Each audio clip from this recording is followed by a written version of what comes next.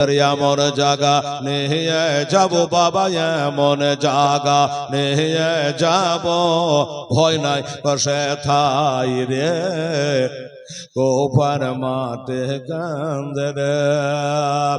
হারেস যখন দই লালকে পেল বাবা, হারে যখন দই লালকে পেল, দেখো তামাচা যে মারিল, অবশেষে ওরা তো কোলে শহীদ দেখো করিল, শহীদ দেখো করিল। তাই ধীরে ধীরে তারা নদের তীরে, ধীরে ধীরে নদের তীরে গাছের তলাতে লোকাই রে কোপার মাঠে শত কান্দে রে। একটা কথা বলার অনুমতি দিলে বলবো। বলে বল, কি বলবি? বলে হুজুর সাপ মেরে নেজর রাখতে নেই। বলে এটা কথার অর্থ কি? বলে ওই যে ইমাম মুসলিমকে পাড়ার শেষে ছাদের উপর তুলে শহীদ করা হয়েছে। বলে হ্যাঁ হুজুর, উনি যখন আমাদের দেশে আসেন ওনার সঙ্গে দুটো ছোট ছোট বাচ্চা ছেলে ছিল। ওই বাচ্চা দুটো এখনো মনে হয় এই শহরের মধ্যে আছে। এর বিধি ব্যবস্থা যদি না করে 6 বছরে 8 বছরের ছেলে, এরা জঙ্গল ঝড় পাহাড় পর্বত কোথাও লুকিয়ে লুকিয়ে তারা বড় হবে। আর বড় হওয়ার পরে বাপের বদলা স্বরূপ আপনাকে হত্যা করবে। ইবনে জিয়াদ বলে কথা তো ফেলার না, অযুক্তি কথা নয়। বাপের খুনে পয়দা, বাপের রক্তে পয়দা, নিশ্চয় বাপের বদলা স্বরূপ সুযোগ নিবে আমাকে মার্ডার করার কাজে। ওই ছেলে দুটোকে বাঁচিয়ে রাখা যাবে না। এখন ছেলে দুটো কোথায় আছে, কার বাড়িতে আছে? বলে হুজুর এটা জানা নাই, তবে দেখেছে আসার সময় একাই আসে না, তারা 3 বাপ বেটা এসেছে। তাহলে এখন আছে তো আছে কোথায়? বলে হুজুর এক কাম করেন, গোটা শহরে এলান করে দেন যেভাবে ওর বাবাকে ধরেছেন ওইভাবে বাচ্চা দুটোকে ধরা যাবে। গোটা শহরের ভিতরে এলান করে দিল যে কোফাবাসীরা শোনো, ইমাম মুসলিমকে শহীদ করেছি, আর তাকে বাড়িতে জায়গা দেওয়ার জন্য হানিকে শহরের মধ্যে কতল করেছি। নাম আমার ইবনে জিয়াদ। এই কোফাবাসী শুনে রাখো, মনে রাখো। ওই ইমাম মুসলিমের ছোট ছোট বাচ্চা দুটাকে যারা বাড়িতে ঠাঁই দিবে, লুকিয়ে রাখবে, যার বাড়ি থেকে পাওয়া যাবে আমি ইবনে জিয়াদ তাকে জিন্দা রাখবো না, তার বাড়ি ঘর কিছু রাখবো না। এই করে গোটা শহরে বাবা এলান করে দিল আমার মারে, আমার সোনারা, যার বাড়িতে ছেলে দুটা নাই তার কোনো টেনশন নাই, কোনো পেরেশান নাই, চিন্তা নাই, কোনো ভাবনা না। কিন্তু ছেলে দুটো বাবা যার বাড়িতে আছে তার চোখে আর ঘুম নাই। যার বাড়িতে নাই লক্ষ করে ঘুম আছে, আর যার বাড়িতে আছে বাবা তার চোখে আর ঘুম নাই। সর্বনাশ করেছে, হায় রে জাল্লাদ রে, বাপটাকে মারলে মারলে ছেলে গেলাকে মারবি। এজিদের দলের চরিত্র কেমন ছিল এবার বুঝলেন বাবা। ওই কাজী সাহেব, কাজী সারার বাড়িতে ছেলে দুটো বাবা ঘুমিয়ে আছে ঘরের মধ্যে। 2 পহারাতে তাহাজ্জুদের টাইমে গো মা, কাজী সাহেব চোখের পানি ফেলতে ফেলতে 1 পা 2 পা করে ঘরটায় প্রবেশ করলো। যে ঘরে ওই বাচ্চা দুটো শুয়ে আছে। বাবারা ঘরকে আলো করে দিয়েছে গো, ঘরকে যেন খুশবু করে দিয়েছে জান্নাতের বাগানের ফুল।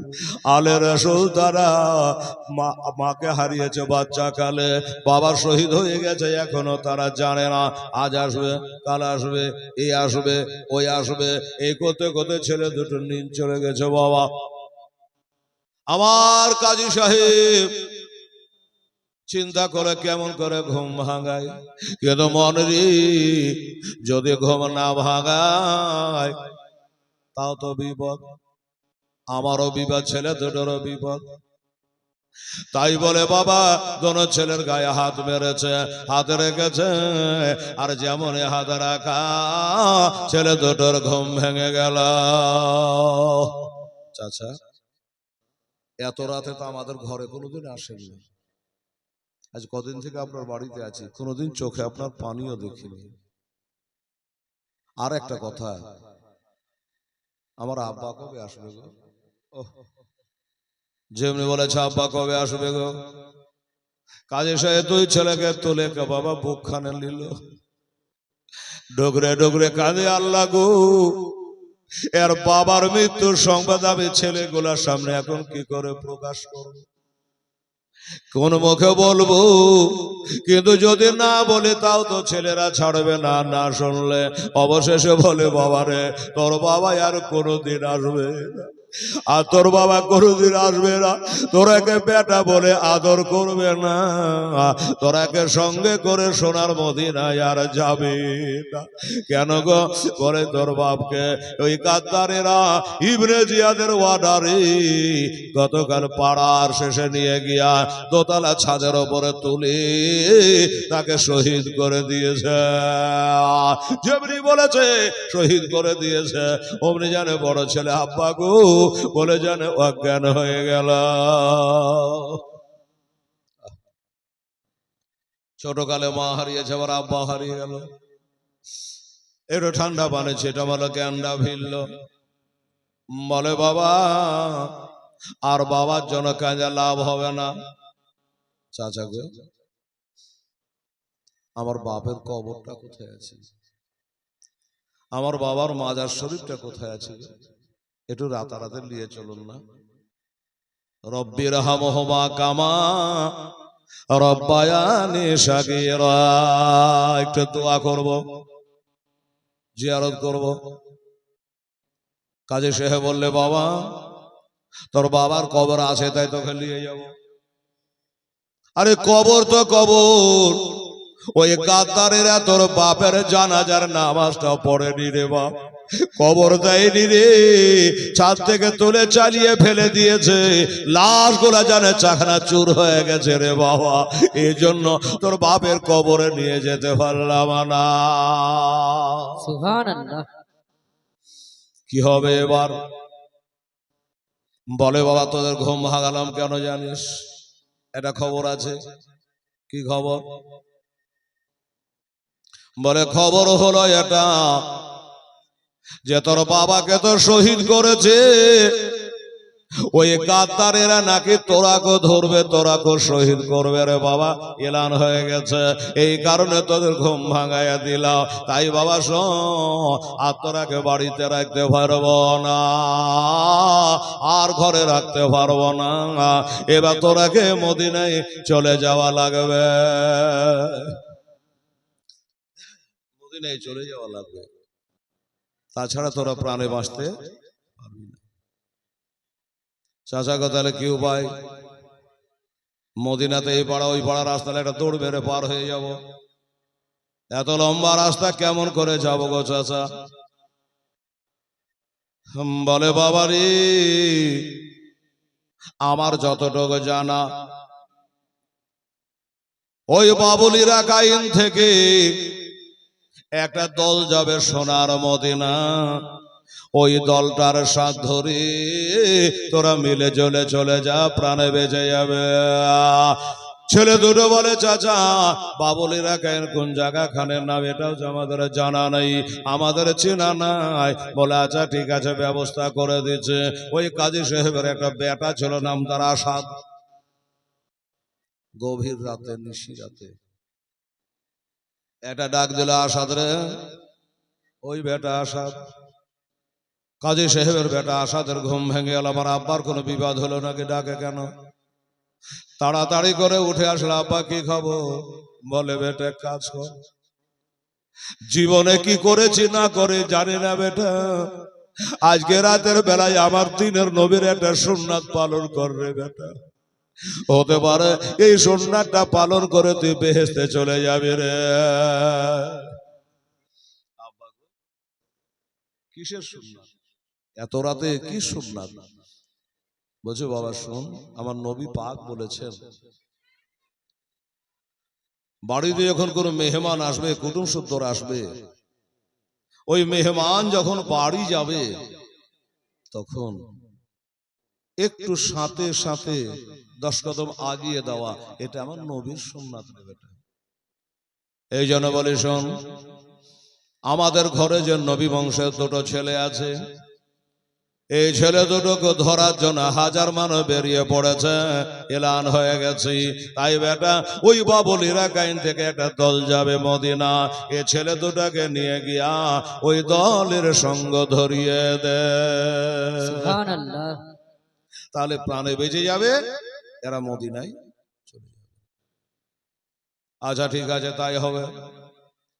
ছেলে দুটো চোখের পানি গলা মুছে দিয়া আদর করে সোহাগ করে বলে বাবা কাল কিয়ামতের দিনে যেন নবীকে বলিও না, আলীকে বলিও না আমি তোমাকে বাড়ি থেকে তাড়িয়ে দিয়েছি। না রে বাবা, তাড়িয়ে দেই নাই, পাড়ার অবস্থা ভালো না, দেশের অবস্থা ভালো নাই, তাই তোমাদের আমরা দাওয়াত করে পাই না। কত ভাগ্যে পেয়েছিলাম ওই ইবনে জিয়াদের অত্যাচারে তোমাদের বাড়িতে রাখতে পারলাম না।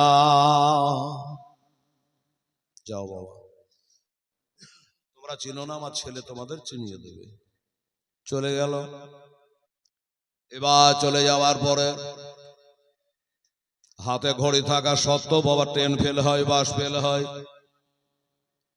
ওই জায়গাখানে যাচ্ছে যেখান থেকে একটা দল যাবে মদিনা, তাদের সঙ্গে মিলে চলে যাবে, কথা ছিল এটাই। কিন্তু বাবা গো যদি গেল যাচ্ছে তো ওইখানে কোনো মানুষজন না, জায়গাটা ফাঁকা পড়ে আছে। আসাদ ভাই গো তোমার আব্বা জান বললো এখান থেকে একটা দল যাবে মদিনা, কই সে দল একটা তো মানুষজন কেউ নাই, একদম ফাঁকা পড়ে আছে, ব্যাপার কি? বললো ভাই আমার বাবা একটা তাহাজ্জুদ পড়া লোক, আমার বাবা একটা নেককার লোক, আমার বাবা তোমরাকে ঠগায় নাই। আমার মন বলে ওই দলটা কিছুক্ষণ আগে হয়তো চলে গেছে, আমাদের আসতে একটু দেরি হয়ে গেছে। তাহলে এবার কি করতে হবে? আসাদ বলল ভাই উপায় হলে একটাই, তোমরা একটু, ওরা হেঁটে হেঁটে যাচ্ছে, তোমরা একটু দৌড়ে দৌড়ে যাও, আর দৌড়ে দৌড়ে গিয়ে দলটার সাথ ধরে নাও। যদি সাথ ধরতে পারো তাহলে তোমরা প্রাণে বেঁচে যাবা আর মদিনায় চলে যাবা। ঠিক আছে আসাদ ভাই, আমাদের ভাগ্যে যা আছে হবে, তুমি বাড়ি চলে যাও, আর আমরা দড়ি দেখি ওই দলটার সাথ ধরতে পারে কিনা। কবি বলছে রাস্তায় রাস্তায় এতে মতো ভাই, রাস্তা হে রাস্তায় এতে মতো ভাই, ঘুরে ঘুরে তাকাই রে কোপার মাঠে গন্ধর, রাস্তায় রাস্তায় এতে মতো ভাই, ফিরে ফিরে তাকাই রে কোপার মাঠে হিলে রে। রাত বহাল সকাল হলো, রাত বহাল সকাল হলো, কোফার বাজা দেখতে পাই, আর দুই ভাইতে কথা বলে হায় আল্লাহ কোথায় যায়, হায় আল্লাহ আর কোথায় যায়। তাই ধীরে ধীরে তারা নদীর তীরে, ধীরে ধীরে নদীর তীরে একটা গাছের তলাতে লুকায় রে কোফার মাটি শুধু কান্দে রে। রাস্তায় রাস্তায় এতে দোবায় ফিরে ফিরে তাকাই রে কোফার মাঠে হিলে রে। সারা রাতে রে দৌড়ে দৌড়ে, সারা রাতের দৌড়ে দৌড়ে পা দুটি তাদের ফলে সুবহানাল্লাহ, যায় সুবহানাল্লাহ। আর পাহাড়েতে ধাক্কা লেগে তাজা রক্ত ঝরে যায়, তাজা রক্ত ঝরে যায়। তাই ধীরে ধীরে তারা নদে ধীরে ধীরে ধীরে ধীরে ধীরে নদীর তীরে ওই গাছের তলাতে লোকায় রে, কোফার মাটি হিলে রে। আর একটা মেয়ে পানি নিতে আসে ঝরনার নিকটে,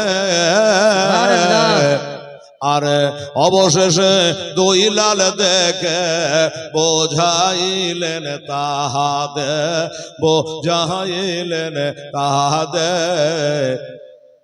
তোরা তোদের আলা সাইয়্যিদিনা মৌলানা মোহাম্মদ ওয়ালা আলে সৈয়দনা মৌলানা মোহাম্মদ সাল্লাল্লাহু আলাইহি ওয়াসাল্লাম। বাবা তো আশা চলে গেল, দুই ভাই দৌড়াতে দৌড়াতে যাচ্ছে। মা বোনেরা গো, 6 বছরের ছেলে যখন পড়ে যায়, 8 বছরের ছেলেটা পিছনে ব্যাক করে এসে গায়ের ধোলা গোলা ঝেড়ে দেয়, ছোট ভাইয়ের হাতটাকে ধরে ছেড়ে তোলে। কখনো গাছের সঙ্গে টাকর লাগে, পাহাড় পর্বতে টাকর লাগে, রক্ত বহে যায়। বলে ভাই গো, বড় ভাই আমাদের জীবনে এত কষ্ট আল্লাহ লেগে রেখেছে, এতই অন্ধকার রাত ছিল মা, রাস্তা যেন কিছু খুঁজে পাওয়া যাচ্ছে না, এতই অন্ধকার এতই অন্ধকার। ওই অন্ধকারে দুই ভাই বাবা দৌড়ে চলে যাচ্ছে। তবে একটা কথা বলি গো, যদি বাঘে দেখে লাই খাবে না, সাপে দেখলে বাবা ছবল মারবে না। তারা জানে এটা নবী ঘরের সন্তান আছে, এই জন্য ওরাকে বাঘে পিঠে করে পৌঁছে দেবে রে বাবা। সাপ যদি দেখলে রাস্তা ছেড়ে দেবে, ভাল্লুক দেখলে রাস্তা ছেড়ে দেবে।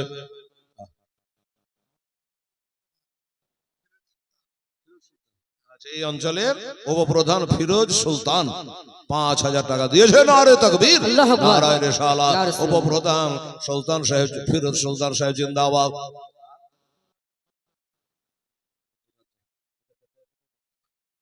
এই গ্রামের সুলতানটলা, পূর্ব সুলতানটলা, আব্দুর রাজ্জাক হাজী সাহেব। সুবহান, নারে তাকবীর, নারায়ে রিসালাত। ইয়া রাসূলুল্লাহ। মশলাকে আলা হযরত পূর্ব সুলতানটলার হাজী আব্দুর রাজ্জাক সাহেব জিন্দাবাদ। উনিও দেখেন বাবা 5000 টাকা দিয়েছেন গো খোদা দয়াময়। আরে দয়া যে করিয়া দানকারীতে দানলেন কবুল করিয়া, যে নিয়তে দিয়ে উদ্দেশ্যে দিয়ে গেল দান, এই দান কবুল করো রহিম রহমান।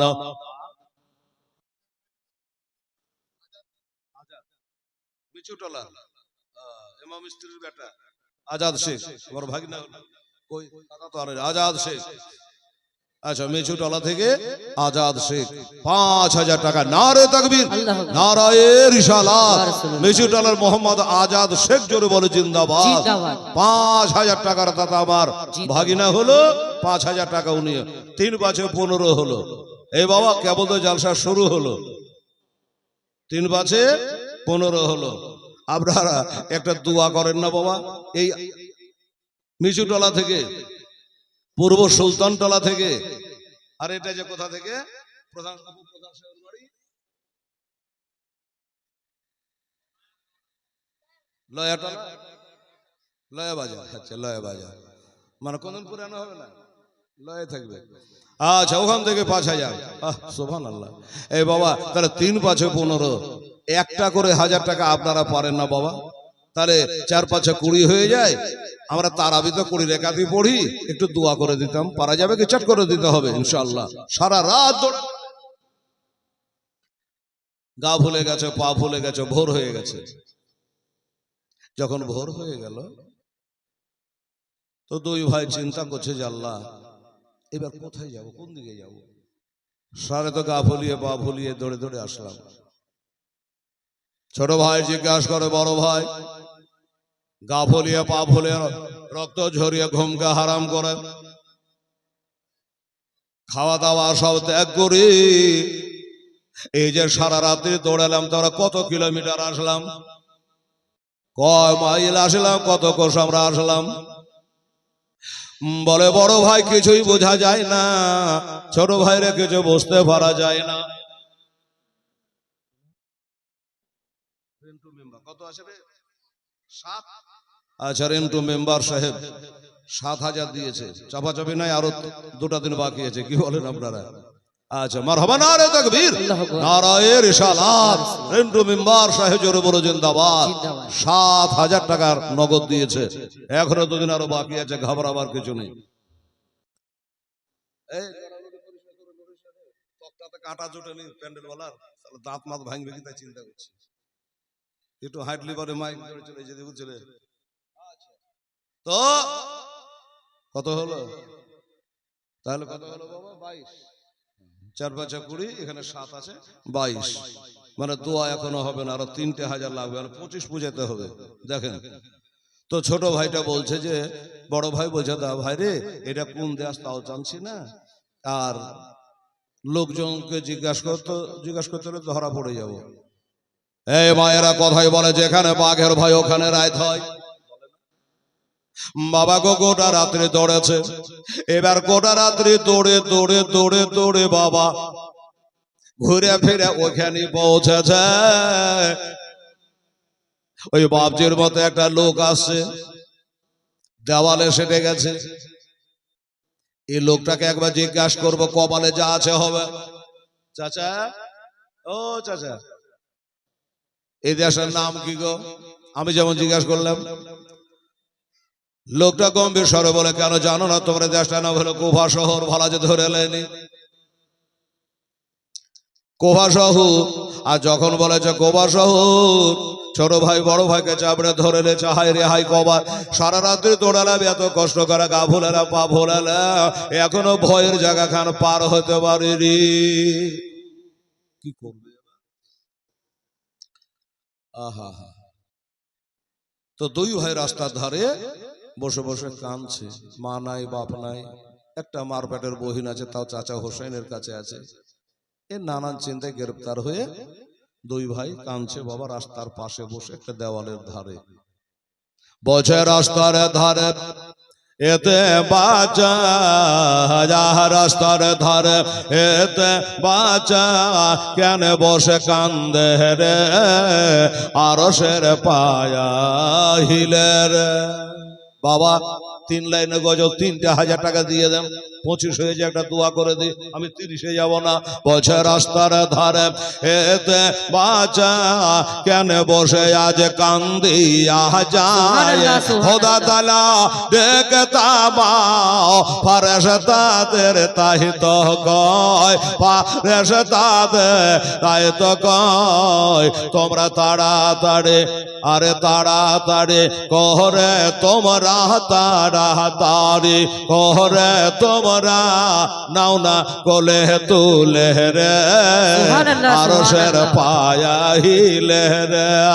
রাস্তার ধারে এতে বাঁচা, কেন বসে কান্দে রে আরশের পায়া হিলে রে।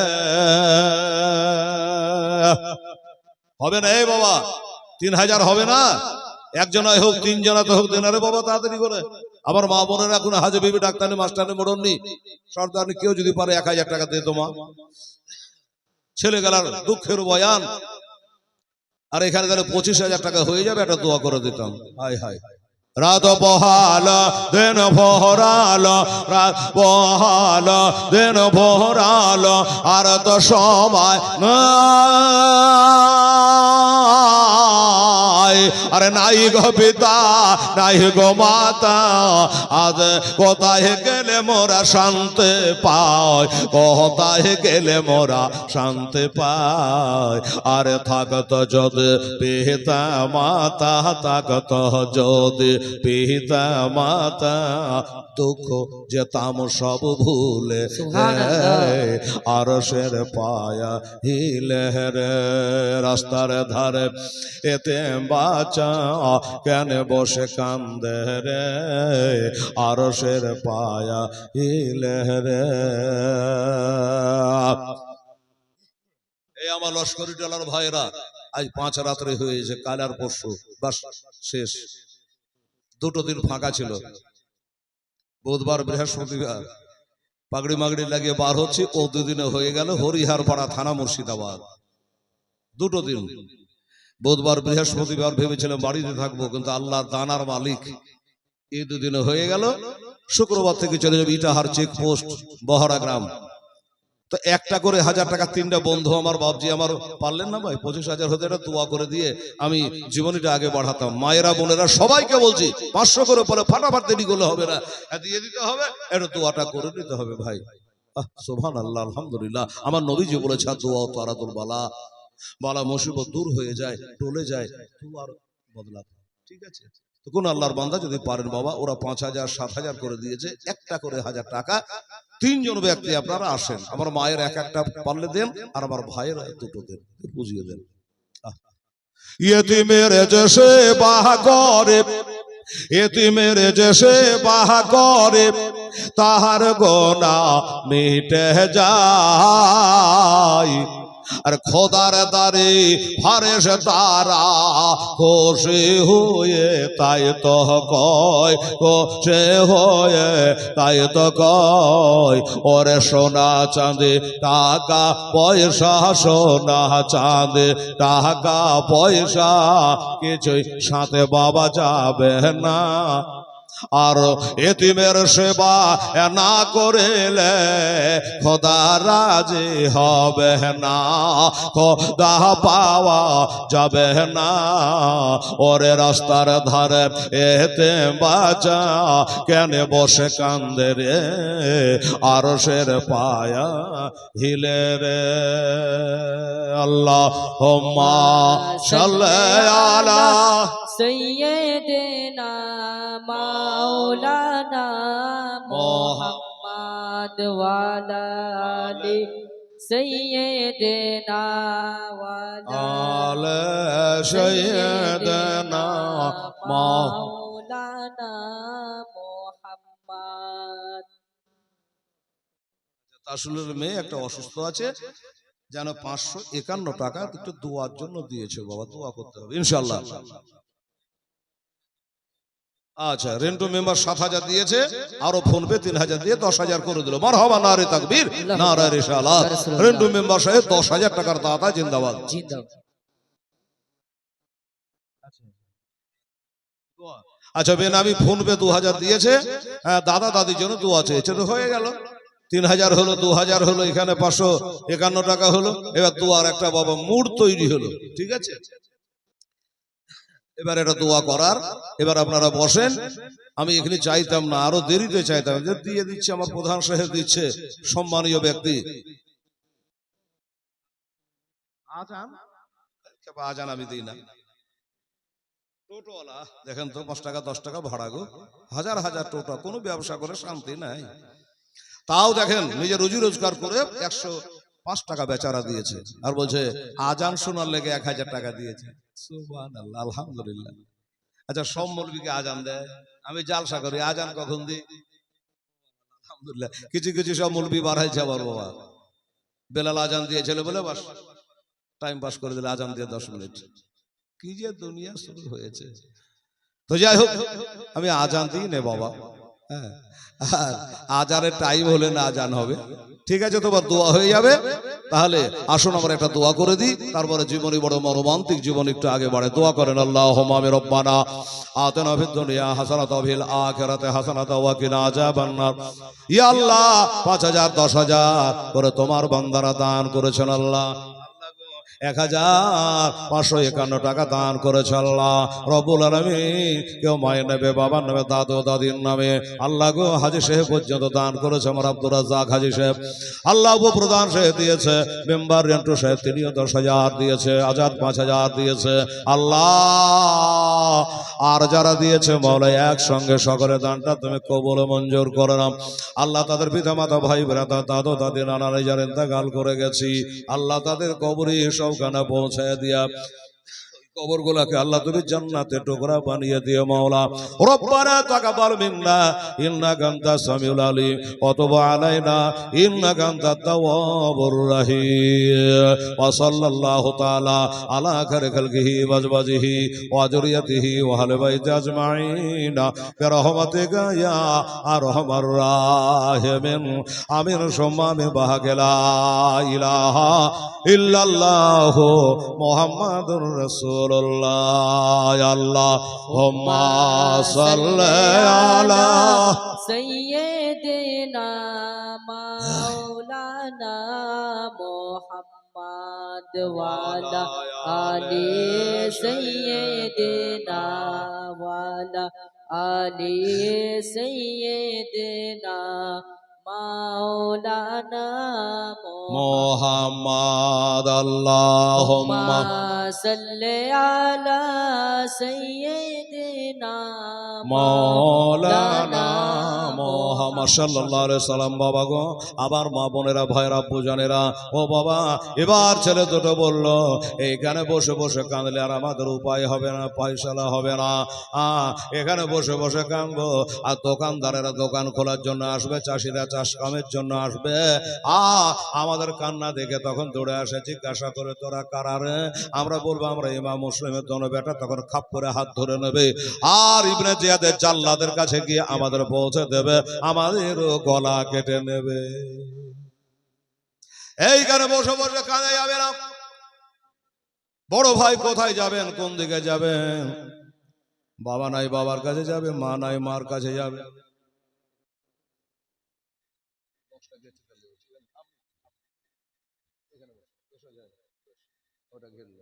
আলহামদুলিল্লাহ জাযাকাল্লাহ। দেখতে পাচ্ছেন মাইগুলা যেটা ঘিরে বসে যেতে বলি আমাকে বলতে হলো এগুলা খেয়াল রাখবা। ও মুসলমানের আমার আব্বা জানেরা, এইবারে কি হলো? একটা দৌড় মেরেছে, সামনে একটা ছোট পাহাড় দেখা যাচ্ছে রে বাবা। ওই পাহাড়ের কাছে গিয়ে আশ্রয় নেব, ওই পাহাড়ের কাছে গিয়ে আমরা একটু মাথা লুকাবো। ডানে একবার দেখলো, বামে একবার দেখলো, যে আমরা যে দৌড়ে দৌড়ে যাবো জানে আমাদের কেউ দেখতে না পাই গো আল্লাহ। দেখতে পেলে আমাদের দৌড়া দেখে সন্দেহ করবে, আমাদের ধরে নেবে। ডানে বামে খেয়াল করে একটা ঝাড়া মারলো তো এক দৌড়ে গিয়া পাহাড়ের কাছে গিয়ে পৌঁছে গেলাম। এবার দুই ভাই চিন্তা করছে ওপরে যাবি না ডাহিনে না বায়ে না সাইডে লুকাবি। বলছে বাইরে সাইডে লুকা যাবে না, ওপরে আমরা ছোট ছেলে চড়তে পারবো না। কি করবি তাহলে? ওই পাহাড়ের ভিতরে একটা সুরঙ্গি রাস্তা আছে বাবা, ওই রাস্তা দিয়ে বড় ভাই বললে আমি একটু দেখে আসি আশ্রয় নেওয়ার মতো জায়গা আছে কিনা। ওই ভিতর দিয়ে একটু একটু করে হেঁটে হেঁটে গিয়ে দেখছে একটা ছোট গর্ত আছে, ওই গর্তের ভিতরে দুই ভাই গিয়ে বাবা লুকিয়ে থাকলো। সারাদিন লুকিয়ে থাকবো, সন্ধ্যে বার হবো, আবার দৌড়বো মদিনার দিকে। এই করে বাবা ওই পাহাড়ের ভিতরে দুই ভাই বাবারে আশ্রয় নিল। এবার ছোট ভাইটা যেন ঢলে পড়ছে রে বাবা, পেটে দানা নাই, পানি নাই, মাথাতে তেল নাই, পানি নেই, মার আদর নাই, বাপের সোহাগ নাই। ছোট ছেলে বলছে দাদা গো আর পারি না, আর পারি না, পা বেদনা করে, শরীর বেদনা করে, আর সহ্য করতে পারি না, আমি একটু আরাম করবো, একটু ঘুমাবো। বড় ভাই বলছে কেন বিছান নাই, বালিশ নাই, কিছু নাই, কোথায় ঘুমাবি? আয় তুই আমার ছোট ভাই, আমি তোর বড় ভাই, আমার কোলে মাথা দিয়ে তুই ঘুম চলে যা। এটা 6 বছর, এটা 8 বছর। 6 বছরের ছেলেটা বড় ভাইয়ের কোলের উপর মাথা দিয়ে বাবা ঘুমিয়ে গেল। এমন ঘুম পারলো বিকেল বেলাতে তার ঘুমটা বাবা ছাড়লো। এবার যখন ঘুম ভেঙেছে ছোট ভাই উঠে তাড়াতাড়ি করে উঠে চোখ মুখ কচলাছে আর বড় ভাইকে বলছে দাদা গো, হ্যাঁ দাদা গো, এখন বেলা করা হলো, আমি তো নিন চলে গেছিল বুঝতে পারিনি, এখনো কি সন্ধ্যা লাগে না? উদ্দেশ্য হলো আর গরম সহা যায় না, পাহাড়ের ভিতর খানার মা আগুনের মতো তেতে গেছে, এটা হাওয়া ঢুকে না, বাতাস ঢুকে না, এদিক থেকে কেউ তাড়া মারলে ওদিক দিয়ে পালিয়ে যাওয়ার কোনো পথ নাই, রাস্তা নাই। তাই চিন্তা করছে, হ্যাঁ এখন বেলা কতটা। তখন তো বাবা ঘড়ি ছিল না যে ঘড়ি দেখে বলে দেবে যে এখন এতটা। বাবা গো, বড় ভাইটা বলছে, ভাই তুই যেখানে আমিও সেখানে, আর ভিতরখানা এত অন্ধকার হয়ে আছে, দিন না রাত কিছু বোঝা যায় না। ছোট ভাইটা বলছে, দাদা গো, ও দাদা, আমি একটু একটু করে আস্তে আস্তে করে গিয়ে আমি গেটের মুখখানে যাব, আর গেটের মুখখানে গিয়ে একটু মুখটা বার করে পশ্চিম গগনে দৃষ্টি ফেলায়া একবার চলে আসব। সূর্য অস্তমিত হতে আর কত টাইম আছে, সন্ধ্যা লাগতে আর কত দেরি আছে, মাগরিবের আজান হতে আর কত টাইম আছে, এটা একবার যে দেখে আসবো। যেমনি বলেছে উনি ছোট ভাই, বড় ভাই ছোট ভাইকে চাপড়ে বুকখানে ধরে নিয়ে বলছে, ও কথা বলিস না, ওই কথা বলিস না রে, মার পেটের ভাই, ওরে আমার ছোট ভাই, কোলের ভাই, ওই কথা বলিস না। মাকে হারিয়ে দিয়েছি, বাপকে হারিয়ে দিয়েছি, আমার ছোট ভাইটাকে আমি হারাতে পারবো না। হাজার হাজার মানো আমরাকে ধরার জন্য খুঁজে বেড়াচ্ছে রে। এবার তুই যাবি, সূর্য কত দূরে আছে, সন্ধ্যা লাগতে কত দেরি আছে, এটা দেখার জন্য যাবি। আর তোকে যদি কেউ খেলায় ধরে টেনে বার করে নেবে, তখন যে আমি একা হয়ে যাব রে, সুবহানাল্লাহ।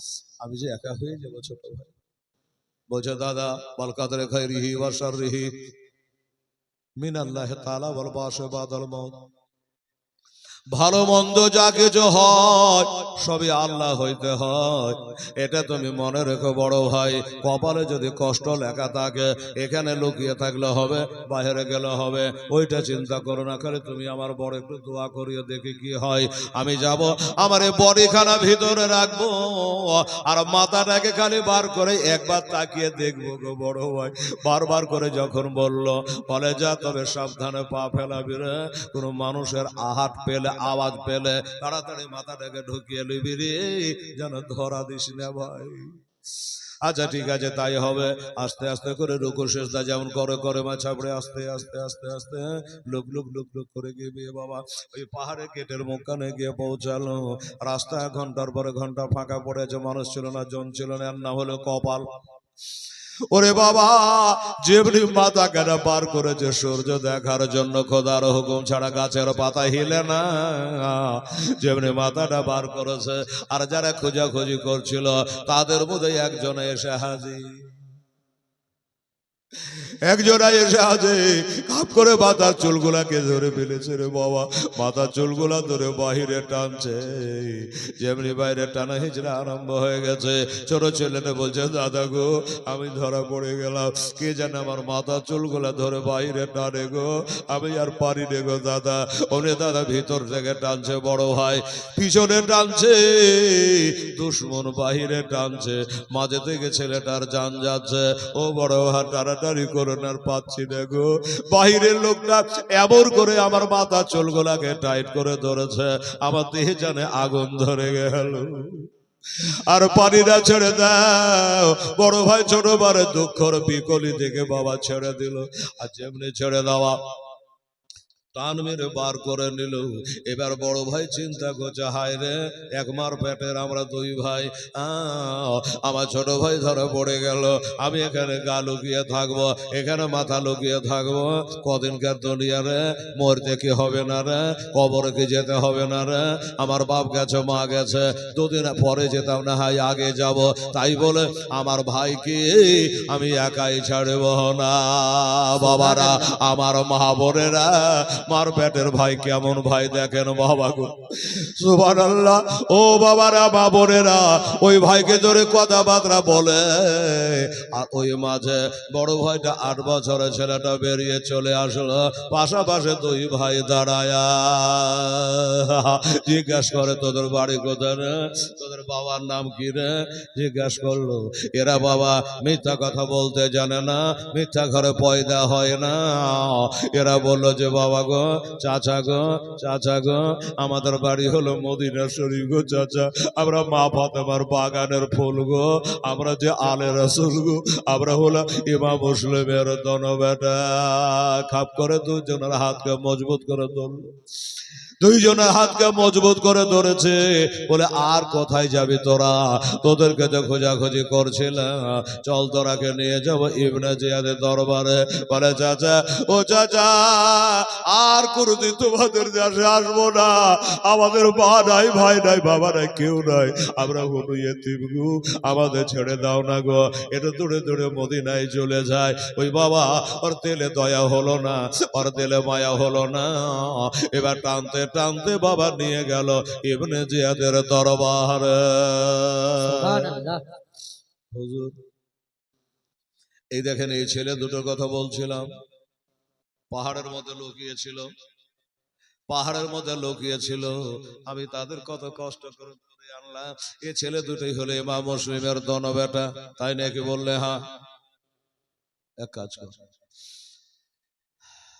ধরে যখন ফেলেছি তো এখন আর কিছু করছি না, এখন কিছু বলছি না। একটা রাত্রি ওই জেলটাতে ভরগা, যেটা তোর বাপ ছিল শহীদ হওয়ার আগে, ওই জেলখানায় ছেলে দুটাকে ভরে তালা মেরে রাখ, কাল বেলা 10টায় বাহির করবো, তারপর বোঝাপড়া হবে। এখন কোনো সিদ্ধান্ত নাই। আমার মা বোনের আগে ছোট ছোট ছেলে দুটাকে টানতে টানতে অন্ধকার জেলে ভরে দিল রে মা। এবার জেলে ভরে তালা মেরে এসে চাবি জমা দিয়ে দিল।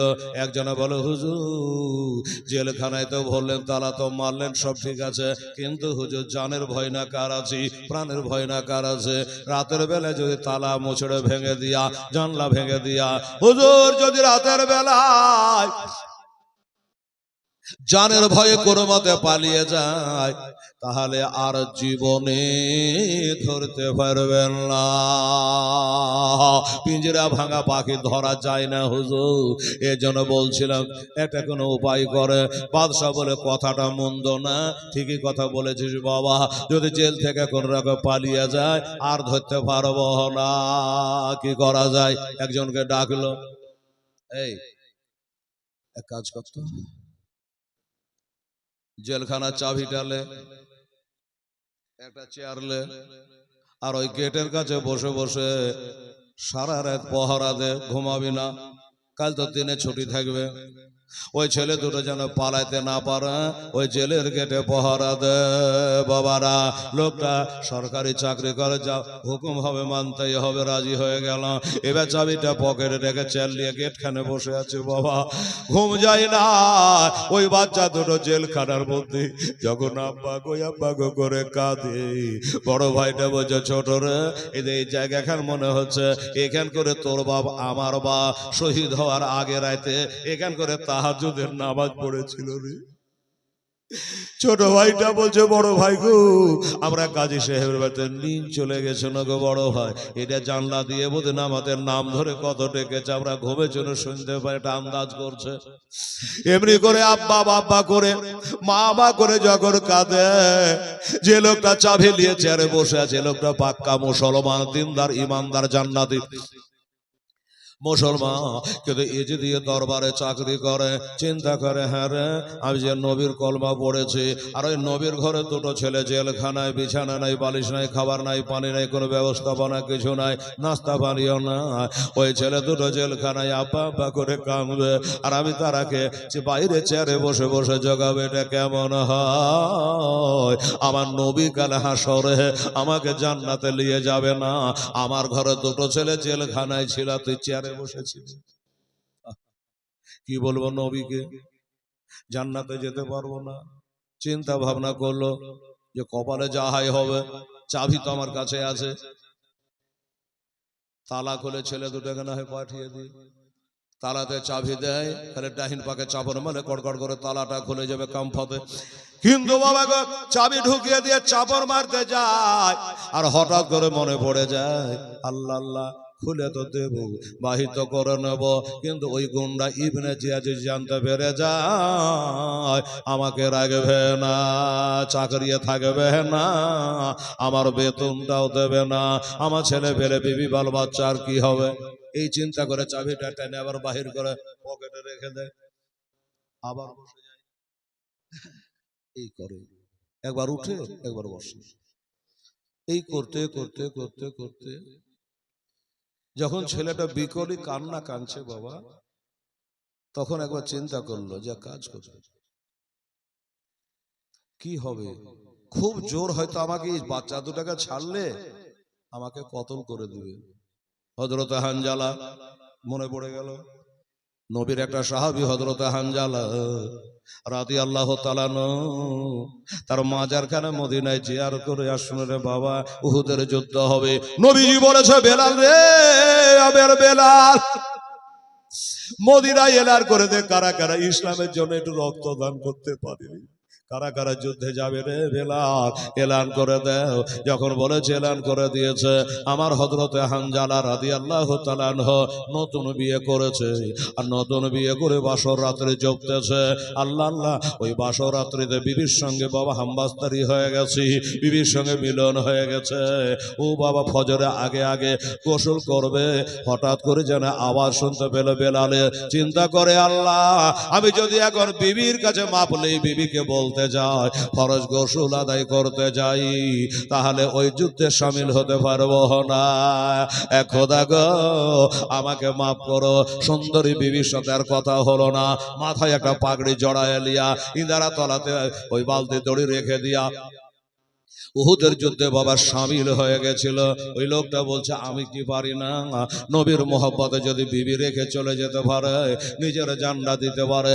যুদ্ধ বাবা, ওই যুদ্ধে মুসলমানের হার হয়েছিল। আগের যুদ্ধ ছিল বদরের যুদ্ধ, মুসলমানের জয় হয়েছিল। আর পরেরটা হলো উহুদের যুদ্ধ, এটাতে মুসলমানের হার হয়েছিল। কারণ ছিল, কারণ এখনো দর্শনার টাইম নাই। ওই বাবারা বাইরা, আমার মা বোনেরা, আমার নবীর একটা কথায় যদি প্রাধান্য দিত, এটাতে যুদ্ধ জয় হয়ে যেত।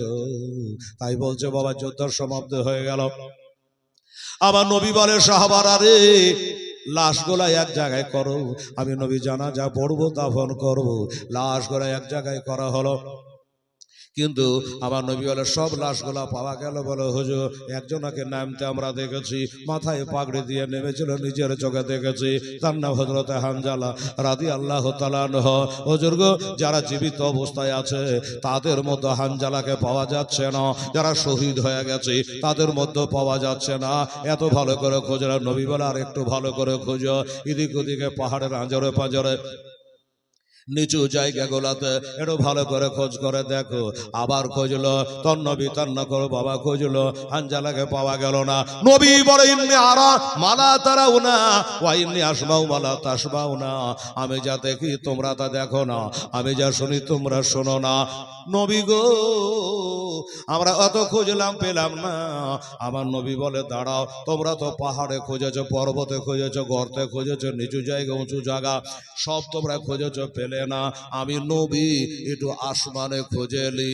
আসমানের দিকে তাকাইয়াছে নবী, হাওয়া তাকাইয়া বলছে সাহাবারা রে, আমার হানজালাকে পেয়ে গেছি, সুবহানাল্লাহ।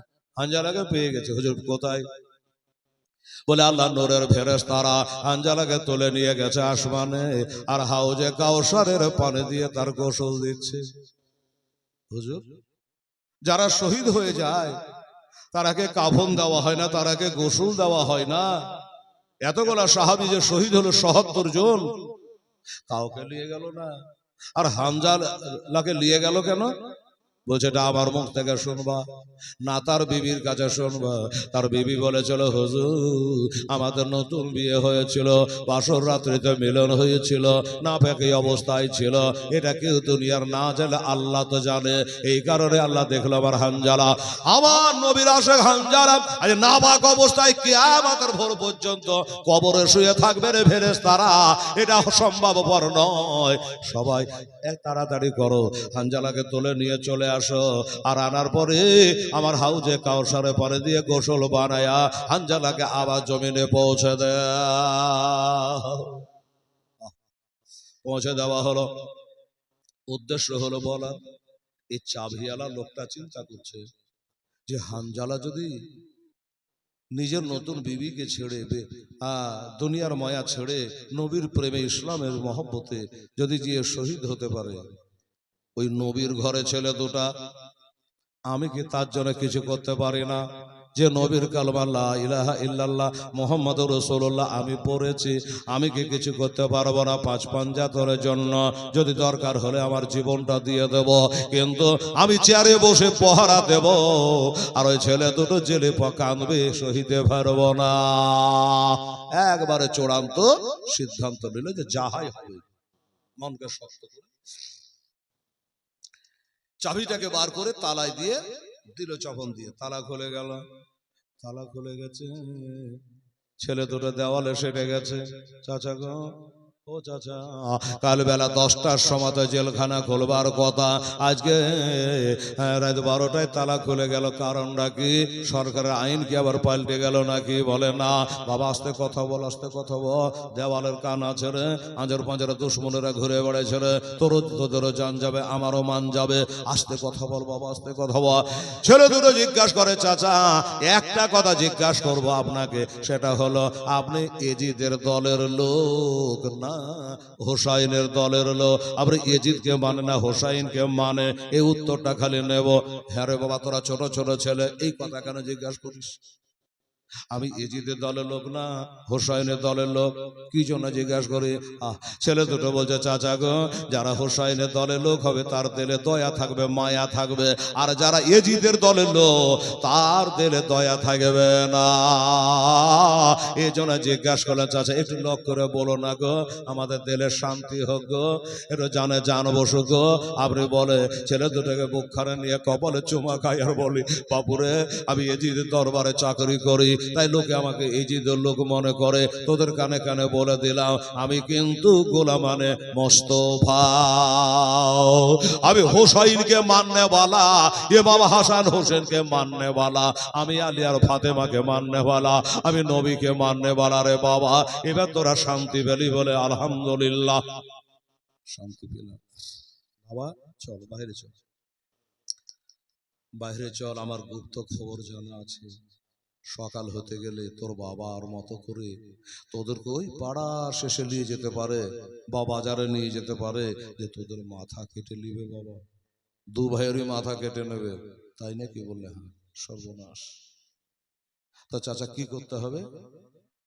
বলে আমার কাছে আয়, ওই দেখ সামনে তাকিয়ে দেখ, ঝিলঝিল ঝিলঝিল করে একটা গ্রাম দেখা যাচ্ছে, তো ঝিলঝিল করে গ্রামটা দেখা যাচ্ছে, আমি কিন্তু বাবা ওই দেশটা থেকে এখানে চাকরিতে আসি।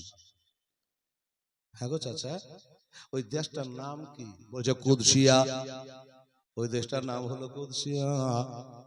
তোরা এক কাম কর বাবা, দুই ভাইয়ে তোরা আমাদের গ্রামের ভিতর দিয়ে চলে যাবি, যে মদিনের দিক চলে যাবি, রাস্তা বলে দিলাম। আর শোন, তাতে যদি তোরা চিনতে না পারিস, ওই দেশে যে কোতোয়াল আছে ওটা আমার নিজের ভাই, তোরা বলবে আপনার ভাই জেলখানা থেকে আসছি, তাহলে হয়তো তোরা একটু রাস্তা আগিয়ে দেবে, বিবাদ হবে না।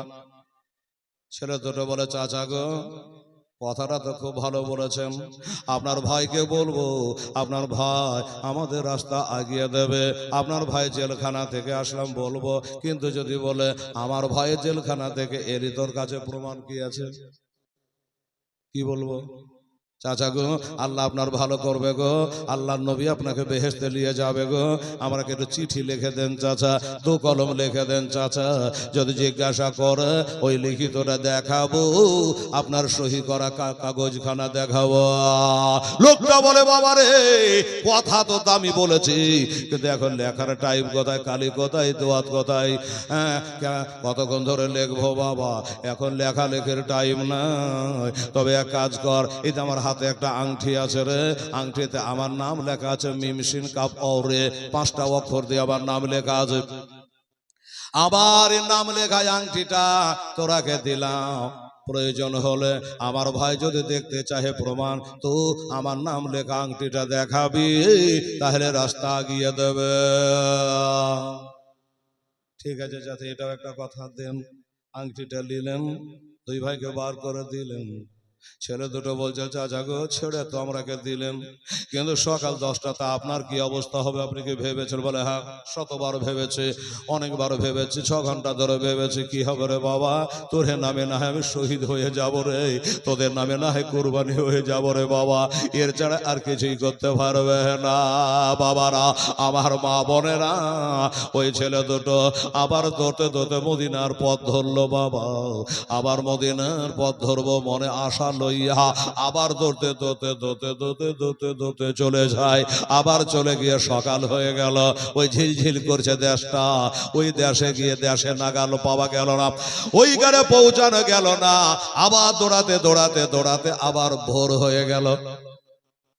যখন ভোর হয়ে গেল, দুই ভাই বলে দাদা এবার কি করবা? সেদিন ভোর হয়েছিল, আমরা দৌড় মেরে পাহাড়ের গুহাতে লুকিয়েছিলাম, আজ তো পাহাড় পর্বত কিছুই দেখা যাচ্ছে না, এবার কোথায় লুকাবা, কি করবা বলো? তাই তো রে ভাই, চল তো, একটা গাছ দেখা যাচ্ছে, একটা গাছ দেখা যাচ্ছে, ওই গাছটার কাছে চ, গাছের কাছে গিয়ে আমরা আশ্রয় নেব। পাহাড় পর্বত নাই তো কি করব? ডানে বামে লক্ষ্য করে একটা ঝাড়ে দৌড় মারলো। যাচ্ছে তো গাছের তলদেশ দিয়ে ঠান্ডা শীতল পানির ঝর্ণা প্রবাহিত হচ্ছে। তো বলল ভাই, আমার মা বহিনীরা এই ঝর্ণার ঠান্ডা পানি নিতে আসতে পারে, কাজে আমাদের নিচে থাকা যাবে না, রাস্তার পথিকেরা এখান দিয়ে আসবে, ঠান্ডা পানি দেখে পানি পান করতে আসবে, এখানে থাকা যাবে না, চলে কাম করি। কেউ বলে গাছের ফুকারে, কেউ বলে গাছের ডালে, নিচে দিয়ে মানুষ চলবে, আমরা উপরে থাকবো, কেউ দেখতে পাবে না। এই করে সারাদিন থাকবো, সন্ধ্যা লাগবে আবার নামবো, আবার দৌড়বো, এই মনস্থ করে বাবা একটা দৌড় বেড়ে দোনো ভাই গিয়া ওই গাছের ডালে উঠে গেল। চোখের পানি আর ঝর্ণার পানি একসাথে বইছে, খালি চারিদিকে গাছের উপর থেকে দেখছি চারিদিকে যে আল্লাহ আমাদের যেন কেউ দেখতে না পায়। মুখের কথা জবানে জারি, এই যে আমার মা বোনেরা বসে আছে সংসারের কাজ করে, একজন মহিলা ওই ঝর্ণার পানি নিতে এসেছে বাবা। ওই যে বলছিলাম, আরে একটা মেয়ে পানি নিতে, একটা মেয়ে পানি নিতে আসে ঝর্ণা রোজ নিকটে। সুবহানাল্লাহ, সুবহানাল্লাহ। আর হঠাৎ করে দুই লাল দেখে বোঝাইলেন তাহাদে, বোঝাইলেন তাহাদে, তোদের এমন জায়গা নিয়ে যাব, এমন জায়গা নিয়ে যাব, ভয় নাই কষে থাই রে, কোপার মাটি হিলে রে।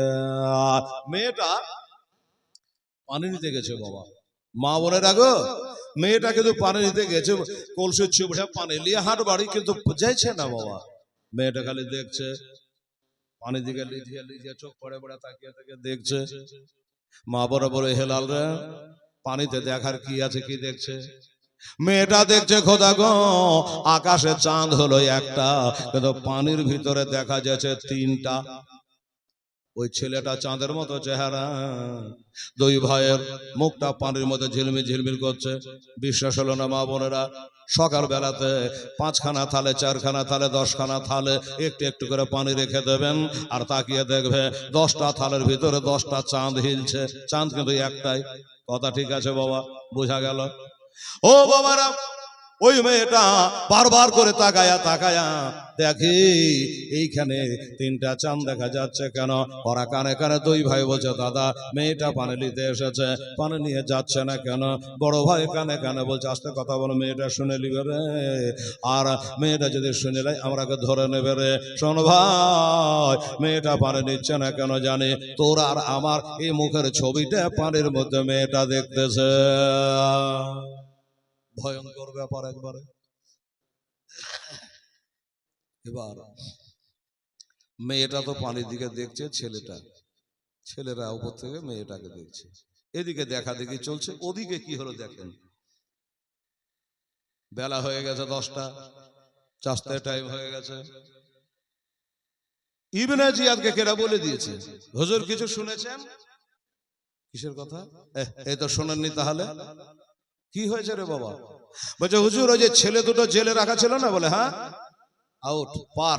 ছেলে দুটো জেলখানায় নাই, পালিয়ে গেছে, সর্বনাশ করেছে। আরে পালিয়ে যাবে বলেই তো একটা পহারাদার চৌকিদার চেয়ার দিয়ে চাবি দিয়ে বসে রেখেছি, ওকে ঘুমিয়ে গেছিল নাকি? বলে ওটা আমি বলতে পারবো না, ওকে ডেকে জিজ্ঞাসা করে চেতন ছিল না ঘুমিয়েছিল, ডাক তো। ডেকে আনলো। এই,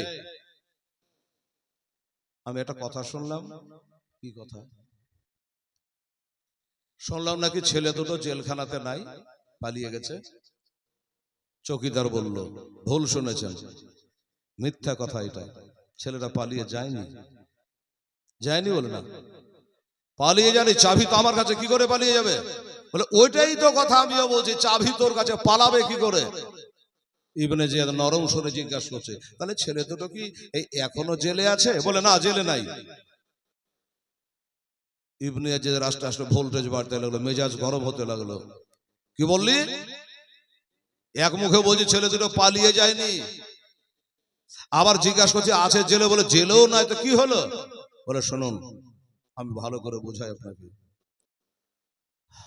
বলছে ছেলে দুটো পালিয়ে যায়নি, ছেলে দুটোকে আমি আদর করে সোহাগ করে আমার নাম লেখা আংটি দিয়ে ছেলেটাকে বিদায় করে দিয়েছি। জোরে বলে সুবহানাল্লাহ। সুবহানাল্লাহ। পালিয়ে যাওয়া ভাষাটা ওদের সামনে ব্যবহার করবেন না, ওরা পালিয়ে যায় না, পিড় দেখায় না, চাবি আমার কাছে, পালাবে কি করে? আমি তাদেরকে আদর সহগ করে বিদায় করে দিয়েছি। ইবনে জিয়াদ বলে, বাহ বাহ বাহ, আমরা ধরে এনে জেলে ঢোকানো আর তুই বিদায় করে দিলি, পালিয়ে যায়নি বিদায় করে দিল, খুব কথা শিখেছিস না? আচ্ছা বিদায় তো করে দিলি, বিদায় করে কি পালি? চৌকিদার উত্তর দিচ্ছে, গতকাল পাড়া শেষে বাচ্চা দুটোর বাপকে শহীদ করে জানাজাও পড়লি না, তোরা কি পালি? এই ভাবছে যে আজকে আমাকে কতল করবি, ছাড়বে না তো মনের বিষ মায়েরই মরবো আজ। ইবনে জিয়াদ বলছে, এই কার সামনে কথা বলছিস? আমাকে চিনিস? পালিয়ে যায়নি, বিদায় করে দিয়েছি, বিভিন্ন রকমের কথা বলছিস, আবার আমি বলছি ছেড়ে বিদায় করে কি পালি? তুই আবার বলছিস যে বাচ্চা দুটার বাপকে জবাই করে তোরা কি পালি? আমার সঙ্গে তর্ক করছিস, আমাকে চিনিস আমি কে? উনি বলল চিনি। চৌকিদার বলছে, তোকে চিনি, তোর বাপকে চিনি, তোর মাকে চিনি, তোর বোনকে ভাইকে চিনি, সবাইকে চিনি। একটা একটা করে নাম গালা বলছে, শোনে রে দেখ মেলা, চৌকিদার ভাবিস না খালি। তোর বাপের নাম হলো জিয়াদ, তোর নাম হলো ওবাইদুল্লাহ, আর তোর মার নাম হলো মারজানা, তোর ভাইয়ের নাম হলো ওসমান, আর তোর বাড়ি হলো বসরা শহরে। আর দালালি করতে এসেছিস, মানুষ হত্যা করতে এসেছে, নবী বংশের ওপরে তালওয়ার ঘোরাতে এসেছে বর্তমানে কুফাতে। সুবহানাল্লাহ। আর শুনবি, তোর 14 পিঢ়ির খবর জানি, তোরে পিঢ়িতে কোন দিন তোরে দ্বারা ভালো কাজ হয়নি আর হবে না। তো ইবনে জিয়াদ বললে যে বাবা রে, তো কঠিন পাকা মাল রে চৌকিদার রে, চিনিস? বন্য তো আমার মাকেও চিনে, বাপকেও চিনে, নাম গালাও ভাড়া ভাড়া বলে দিছে, এ তো কঠিন জিনিস, আর কথা খুঁজে পাই না। ইবনে জিয়াদ বলে, শোন, সবই তো চিনলি, সবই তো জানিস, আমি যে চেয়ারে বসে আছি আমার পাওয়ার কত আছে জানিস? বলে জানি। কি জানিস? বলছে তোমার পাওয়ার হলো দামস্কে ইয়েজিদের কাছে, আর আমার পাওয়ার হলো সোনার মদিনাতে। সুবহানাল্লাহ। ও বাবা, ওই সোনার মদিনাতে আমার টাওয়ার আছে গো, দুনিয়ার টাওয়ার ব্যস্ত থাকে, বিজি থাকে, আমার নবীর টাওয়ার কোনোদিন বিজি থাকে না। 70,000 নূরের ফেরেশতা ভোরে ইয়া নবী সালাম আলাইকা পাঠ করে, আবার বৈকালে 70,000 নূরের ফেরেশতা আমার নবীর সালাম করে। সারা পৃথিবীতে আজকে জীবনী জালসা, এই খালি আপনাদের এখানে নয়, দুনিয়া তার কত জালসা হচ্ছে, হর জায়গায় দরুদ ও সালাম পড়া হচ্ছে, অথচ আমার নবী মুস্তাফা কোনদিন বাবা টাওয়ার বিজি থাকে না। সুবহানাল্লাহ। যেমনি বলে দিয়েছে, যেমনি বাবা বলেছে, ইবনে জিয়াদ রেগে গেল। কি করা যায়? একটা জাল্লাদকে ডাকলো, এই শোন তো, এই দেখ চাবুকটা লে। চাবুক কি করবো হুজুর? বলে এই চাবুকটা দিয়ে আমার আসামি ছেড়ে দিয়েছে এই অবাধ্য চৌকিদারকে। এই চাবুক দিয়ে চাবকে চাবকে চাবকে আর পিঠের চামড়াকে তুলে দেখে হত্যা করে ফেল যা। এই চলো, হাকিমের হুকুম হয়ে গেছে, এবার চাবুক চলবে, চলো। শোন, নিয়ম কানুনটা শিখে যা আগে। চাবুক মারবো না, আর হাঁটতে লাগছে, আগে শুনে যা। বলেন, বলে চাবুক মারবি? হুজুর খালি মারে চলে যাবো না গুনে মারবো 100 200 কি 50 কি 10 কি 20 না মরা পর্যন্ত মারেই চলে যাবো? কি করবো এটা বলে দেন। ইবনে জিয়াদ বলল 500 চাবুক মারবি। খাকে কারবালা কেতাবে লিখছে 500 চাবুক মারবি। আমার মা বোনেরা গো, একটা লোকের পিঠে 500টা চাবুক পড়ে কলজা খান থাকবে রে মা? আচ্ছা ঠিক আছে, 500 চাবুকই মারবো। আর শোন, চাবুক কিন্তু আস্তে মারবি না, একটা চাবুক যেন আস্তে না পড়ে। হুজুর এক তালে কি মারা যায়? হ্যাঁ, বলছে এক তালে মারতে হবে। ওই 500 চাবুকের ভিতরে 10টা 20টা যেগুলো আস্তে পড়বে ওগুলো গয়না আলাদা করে রাখবে। কেন গয়না রাখবো কেন? বলে তুই যখন চাবুক মেরে আসবি তখন ওগুলা তোর পিঠে পড়বে। আচ্ছা, দরবারে চাকরি করছি রে আল্লাহ রে, 500 চাবুক মারতে 10টা চাবুক আসতে পড়তেও পারে, তো বলছে ওগুলো আবার তোর পিঠে পড়বে। আচ্ছা ঠিক আছে, চেষ্টা করবো, আসতে মারবো না। চলো ভাই, ডিউটি করি। আর একটা কথা শোন, চাবুক মারতে মারতে যদি জমিনে বসে যায় মারা বন্ধ, শুয়ে পড়ে আর মারবি না। টিভিতে মোবাইলে দেখেন না খবরাখবরে, কলকাতায় কোনো একটা আন্দোলন চলছে, পুলিশ লাঠিচার্জ করেছে, শুয়ে পড়েছে, বসে পড়েছে, মারা বন্ধ। দরকার হয় চার পুলিশের ধরে ওকে গাড়িতে উঠিয়ে নেবে, তা বলে তোর মারবে না, আইন এখনো আছে। তাই বললো বসে গেল মারবি না, শুয়ে গেল মারবি না। আচ্ছা ঠিক আছে ভাই, চলো। একজনা মারবে, ইও মুসলমান, আর যে মায়ের খাবে সেও মুসলমান। ফাঁকা জায়গায় নিয়ে যাওয়া হলো, চাবুক মারবে। যেমনি চাবুক কানা তুলেছে, বলছে ভাই একটু দাঁড়ারে। কেন দাঁড়াবো কেন? বলে ভাই চাবুক তো তুই মারবি রে, আমার জামাটা একটু খুলে ফেলি রে, এই জন্য তোর চাবুকটা জামাতে জড়ে যেতে পারে, তোর অসুবিধা হবে রে, আমি জামাটা খুলে পিঠটা খালি করে আরাম করে মার। মাথা খারাপ হয়েছে নাকি? হ্যাঁ, ওই আরো সুযোগ করে দিচ্ছে, বলে বুঝবি না, আল্লাহর পথে শহীদ হলে লাগে না রে, আর যত তাড়াতাড়ি মারবি তত তাড়াতাড়ি ওই পুরে থেকে আমি নবীর দিদার পাবো রে। সুবহানাল্লাহ, 5-5 দিদার হবে রে। এবার তুলেছে চাবুক, এত জোরে একটা চাবুক মারলো, এত জোরে চাবুক মারলো, চাবুকের আগা দিয়ে যেন আগুনের ফেনকে উড়ে গেল। আর বাবা পিঠের 4 আঙ্গুল হয়ে চামড়া লিখিয়ে গেল, গোস্ত বার হয়ে গেল। আমরা বাপরে মারে ওহু আহা বলে কত বাবা হয়তো পড়ে যেতাম, ডাহিনে বাই আগে পিছে হয়ে যেতাম। আল্লাহর কসম খায়া বলছি রে বাবা, উনি উহু বলে নাই, আহা বলে নাই, বাপরে বলে নাই, মারে বলে নাই, তার জবান দিয়ে বাড়িয়ে চলে বিসমিল্লাহির রহমানির রহিম, বিসমিল্লাহির রহমানির রহিম। এই বিসমিল্লাহটা পড়ো।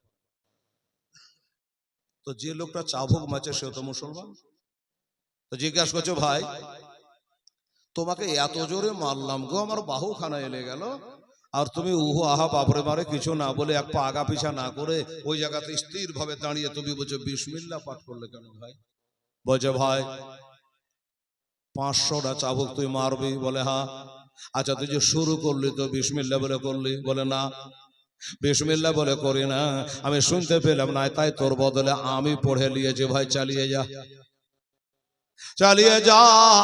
বলে তোর পিঠে এত জোরে চাবুক মেরেছে, এত জোরে চাবুক মেরেছে, তোর পিঠের খবর কি একটু জানিস? কি অবস্থা হয়েছে? বলছে মানা রাফা নাফসাহু পাকাদা রাফা রাব্বাহু, নিজের নাফকে চিনতে পারলে রবকে চেনা যায়। আমি বাবা পিঠের খবর কি বলবো, আমি নিজের খবর নিজেই জানি না। আমাকে যদি জিজ্ঞাসা করে জীবনী বক্তা মৌলানা হেলাল, আচ্ছা বলেন তো আপনার নাম যে হেলাল, কোন জায়গাখানের নাম হেলাল? এটার নাম হাত, এটার নাম পা, এটার এটার নাম মাথা, এটার নাম গা, এটার নাম শরীর, সবই তো আলাদা আলাদা হয়ে গেল। হেলাল কোন জায়গা খানের নাম আমি দেখাতে পারবো না, আপনিও পারবেন না। কোন জায়গাটার নাম হেলাল? বাবা গো, মানার আফা নাফসাহ ফাকাদার আফা রব্বাহু, নিজের নাফসকে চিনতে বলে রবকে চিনা যাবে, নামে কোনো কারবার নাই। যাই হোক বাবা, এমনি করে বিসমিল্লাহ এত বরকত আছে। মা বোনেরা, আমার মা বোনেরা একটা কথা বলি, মা ভালো কাজ যত করবেন বিসমিল্লাহ যেন ছুটে না যায়। এই যুবকেরা, হালালি কাজ বিসমিল্লাহ ছাড়া যেন ছুটে না যায়। এই যে আমার মৌলানা সাহেব বলছিলেন না, যদি শুরুতে বিসমিল্লাহ আল্লাহর নাম দিয়ে শুরু না করা যায়, কামটা আধুরা থেকে যায়, অসম্পন্ন থেকে যায়। বাবা তো বিসমিল্লাহ পড়তে ভুল করবেন না, তবে জায়েজ কাজে যেখানে সেখানে বিসমিল্লাহ পড়লে হবে হবে না। যত হালাল কাম, ভালো কাম, জায়েজ কাজ এগুলাতে বিসমিল্লাহ বলবেন। ভাত খাবেন তো বিসমিল্লাহ বলে, চাল দিবেন তো বিসমিল্লাহ বলে, মাথায় চিরুনি দিবেন তো বিসমিল্লাহ বলে। বাবা গো, আর কত বোঝাবো? যেটা ভালো কাজ করবে ওইটাতে বিসমিল্লাহ করবে। আমার মা বোনেরা, ঘরে তালা মারবেন বিসমিল্লাহ বলে, ওই তালাটা চোরে ভাঙতে পারবেন রে মা। বিসমিল্লাহর এত বরকত আছে। বিসমিল্লাহ যদি 19 বার করে পড়েন মা, বিসমিল্লাহতে 19টা হরফ আছে। যদি মাগরিবের নামাজ পড়ে 19 বার বিসমিল্লাহির রহমানির রহিম পড়ে, পুরুষার্থের পর চোখের পাঝার মাঝে মাঝে পার হয়ে যাবে, টের পাইবে না। সুবহানাল্লাহ। এত বিসমিল্লাহর বরকত আছে মা। বিসমিল্লাহতে আগুন পানি হয়ে যায়, বিসমিল্লাহতে বিষ পানি হয়ে যায়, বিসমিল্লাহতে দুশমন জব্দ হয়ে যায়।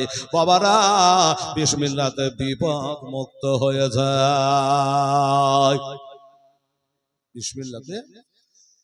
তো মা বোনেরা, তাহলে বোঝা গেল তো যে ভালো কাজে বিসমিল্লাহ। এখন খারাপ কাজ কোনটা রে হেলাল?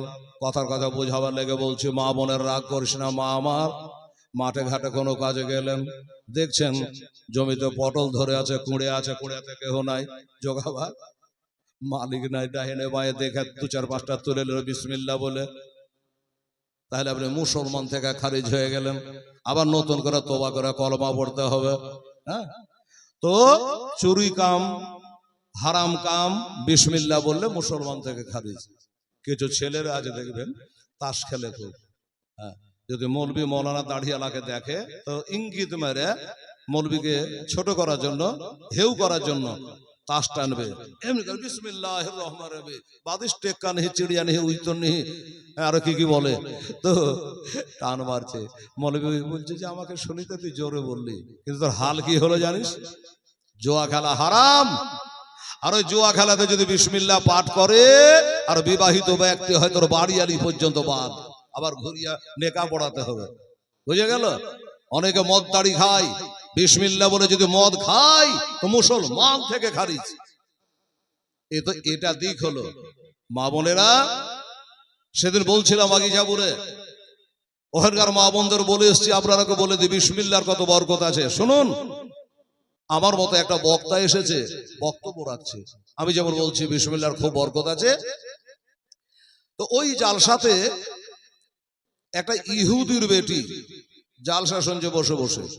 অনেক হিন্দু ভাইরা আমাদের জীবনী শুনে, জালসা শুনে, যে কি বলছে একটু শুনি, শুনলে তার গুনাহ নেই। তো বসে বসে শুনছে।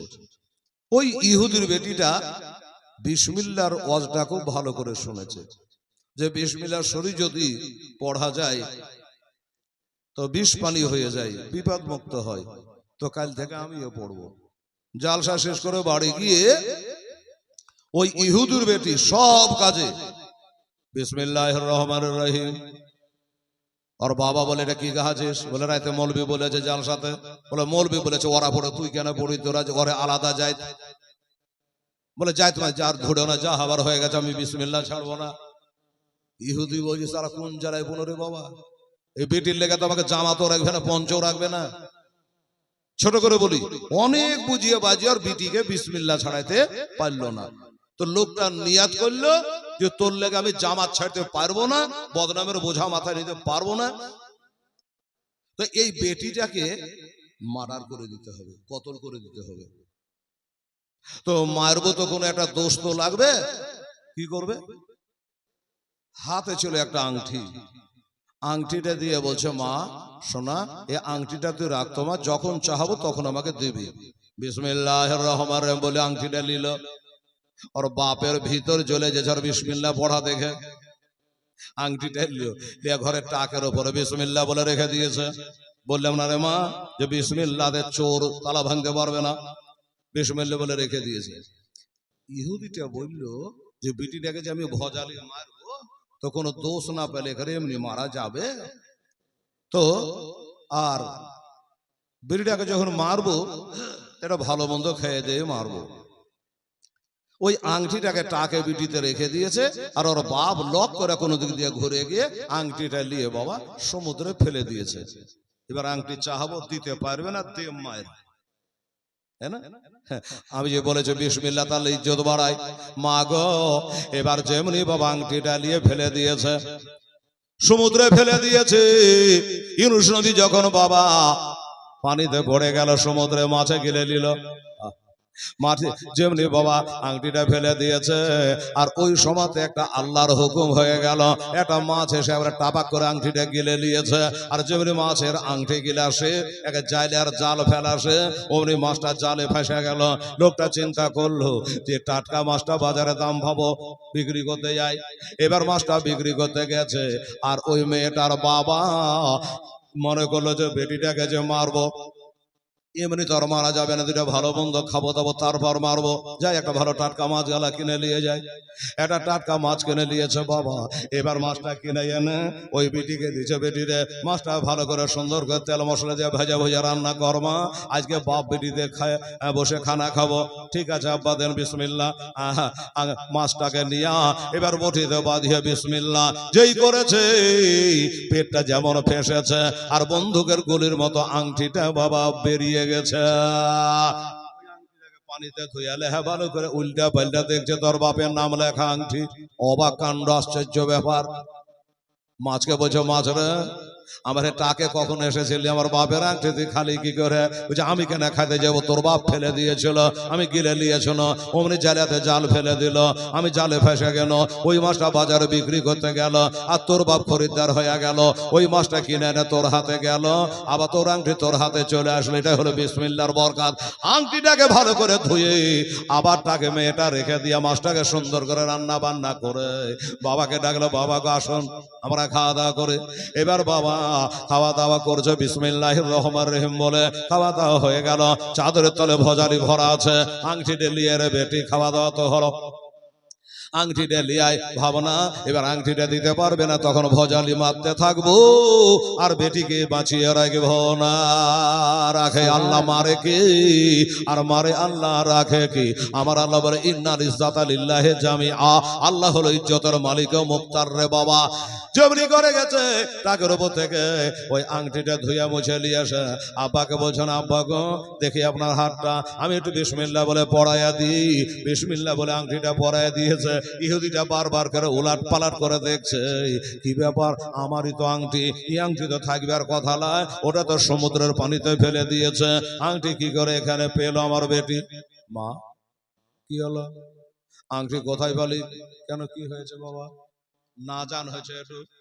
বলছে আমি তো আংটিটা সমুদ্রে ফেলে দিয়েছিল রে বেটি। বলছে তুমি ফেলে দিলে, আমার আল্লাহ আমাকে ফেলায় না। ওই যে বিসমিল্লাহ পড়ি আব্বা, ওই বিসমিল্লাহতে বাঁচিয়ে নিয়েছে। বলে বুঝলাম না। বলে আব্বা তার গোড়া থেকে বলি, আপনি ফেলে দিয়েছে, মাছে গিলে নিয়েছে, জালেতে জাল ফেলিয়েছে, ওই মাছটা তুমি কিনেছ, আমাকে কাটতে দিয়েছ, তোমার আংটি আমার হাতে আবার ঘুরে চলে আসলো। বাপ বলছে বেটি রে, বিসমিল্লাহ যদি এত বরকত হয় তো গোটা কোরআনের বরকত কত হয়।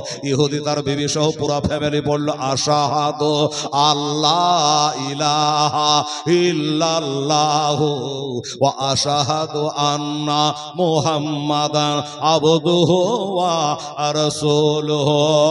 সাল্লাল্লাহু কালেমা পড়ে মুসলমান হয়ে গেল বাবা, কালে বিসমিল্লাহর বরকতে। তাই বলি আমার মায়েরা রে, নামাজ পড়ো মা, নামাজ পড়ো, নামাজ পড়ো, বিসমিল্লাহর আমল করো রে আম্মা জানেরা। এই বিসমিল্লাহর বহুত ফায়দা আছে, এখন আর বলছি না।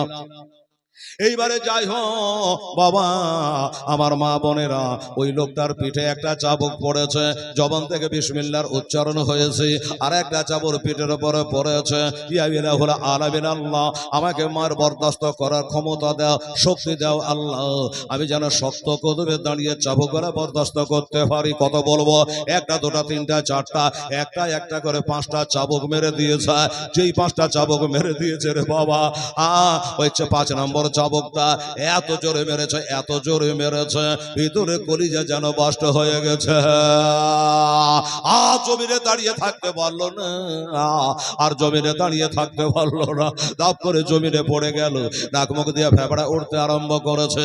আমার আল্লাহ তাআলা বলছে, ইসরাইল, এই মালাকাল মউত যা আব্দে সলেহ, ইনি হলো আমার জান্নাতের নেককার বান্দা, আমার নবীর বংশে 2টো বাচ্চার জন্য আজকে তার কি অবস্থাতে, ইনি হলো জান্নাতি, জান্নাতি, তাড়াতাড়ি করে যা আর তার জানটা কবজ করে নিয়ে যায়। 5টা চাবুক পড়েছে বাবা, কোথায় 500 চাবুক, মাত্র 5টা চাবুক পড়েছে। আর ওই 5টা চাবুকে বাবা গো দেখা যাচ্ছে তার কলিজা বাস্ট হয়ে গেছে, জমিনে পড়ে গেছে বাবা। যেমনি জমিনে পড়ে যাবা, নাক মুখ দিয়ে ফেফড়া উঠছে, ছোট দুটো জানে হিলছে। লোকটা বলছে, আমি জোরে জোরে মেরেছি, তাই কি আমাকে গালি দিচ্ছে, না ইজিদকে গালি দিচ্ছে, না ইবনে জিয়াদকে গালি দিচ্ছে, না কি বকছে? এর দেখি তো। কান লাগাইলো, এবার কান লাগিয়ে শুনছে, না না না, আল্লাহ বালারা গালি দেয় না, আল্লাহ বালারা বরদোয়া করে না। ওরে বাবা, ওরে কান লাগাইয়া শুনলো, ওরে কালেমা শরীফ পড়তেছে, আর ওই কালেমা শরীফ পড়াও সারা, আর দেহ থেকে প্রাণ পাকে বিয়োগ হয়ে গেল, আত্মা কেন বার হয়ে গেল, জানটা কবজ করে নিয়েছে। আম্মা জানেরা রে, আমার ভাই জানেরা, এবারে দেহ আছে, পাখি না, বাবারা শুয়ে আছে, পড়ে আছে। বেরাদারান ইসলাম সবাই রেখেলাম চাবুক করা রেখে দিয়ে চিন্তা করে, হায় একই দরবারে আমি একটা মুসলমান, উনিও মুসলমান, আমি চাবুক মেরে তাকে খতম করে দিলাম। বাবা গো, একটা কথা না বললে পারি না, পিঠে আছে 5টা চাবুকের আঘা, আংটিতে আছে মিমসিন কাপ, ওরে 5টা অক্ষর দিয়ে, তার 5টা অক্ষর দিয়ে নাম লেখা, আর দিলে আছে নবী পাক হযরত আলী, মা ফাতেমা, হাসান আর হোসেন। এই হলো 5 পাঞ্জাতনের মোহাব্বা। আমার মা বোনেরা, 3টা 5কে যদি এক জায়গায় করা যায়, 3 5 হয় 15। আল্লাহর জান্নাত হলো 8টা, আর জাহান্নাম হলো 7টা, এগুলা হলো 15।